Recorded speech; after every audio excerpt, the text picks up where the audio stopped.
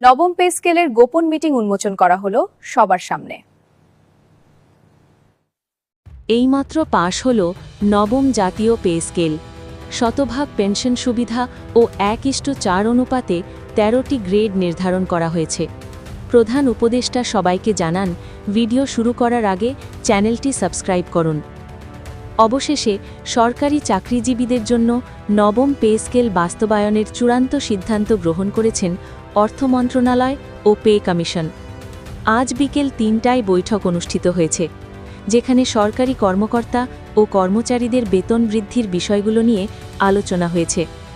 Pay কমিশনের সদস্যরা বলেন, 13টি গ্রেডে নবম পে স্কেল বাস্তবায়ন করা প্রয়োজন। কর্মচারীরা দীর্ঘদিন তাদের দাবিগুলো উপস্থাপন করেছেন, তাই আজ 13 গ্রেডে নবম পে স্কেল বাস্তবায়ন করা বাধ্যতামূলক। বাংলাদেশের কর্মচারীরা বেতন বৃদ্ধির মাধ্যমে নতুন সুযোগ সুবিধা পাবেন। 1:4 অনুপাতে নবম পে স্কেল কার্যকর করলে তারা অর্থনৈতিকভাবে উপকৃত হবেন। অর্থ উপদেষ্টা ড. সালাউদ্দিন আহমেদ বলেন, কর্মকর্তারা তুলনামূলকভাবে বেতন বেশি থাকায় নবম পে স্কেল নিয়ে উদ্বিগ্ন নন। তবে কর্মচারীরা যাদের বেতন কম, দীর্ঘ 10 বছর ধরে বৈষম্যের শিকার, 2020 সালের পর তারা বেতন বৃদ্ধির জন্য আন্দোলন চালিয়ে যাচ্ছেন। অন্তর্বর্তীকালীন সরকারের আশ্বাসের ফলশ্রুতি আজ সরকারি চাকরিজীবীদের জন্য নবম পে স্কেল বাস্তবায়নের চূড়ান্ত তারিখ নির্ধারণ করা হয়েছে।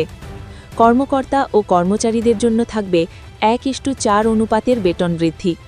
সুবিধা কার্যকর হবে 1 জানুয়ারি 2026 থেকে। পে কমিশন 14 গ্রেডও বহাল রাখার সিদ্ধান্ত নিয়েছে।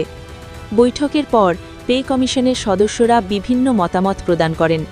13, 14 ও 16 গ্রেড বিশ্লেষণের পর চূড়ান্ত সিদ্ধান্ত নেওয়া হয়েছে।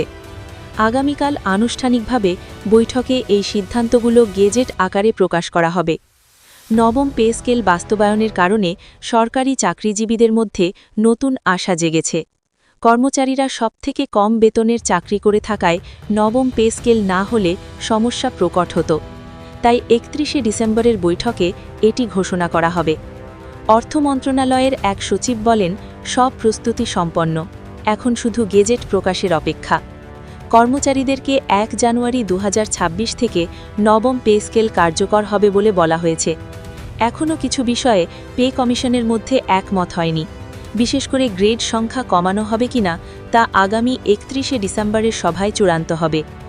বৈঠকে আলোচনা হবে মূলত বেতন গ্রেড সংখ্যা, সর্বোচ্চ ও সর্বনিম্ন বেতন। বিষয়গুলো চূড়ান্ত হলে কমিশন দ্রুত সুপারিশ জমা দিতে পারবে। জুলাই মাসে নবম পে স্কেলের প্রস্তাবনা প্রস্তুতির জন্য কমিশন গঠন করা হয়েছিল।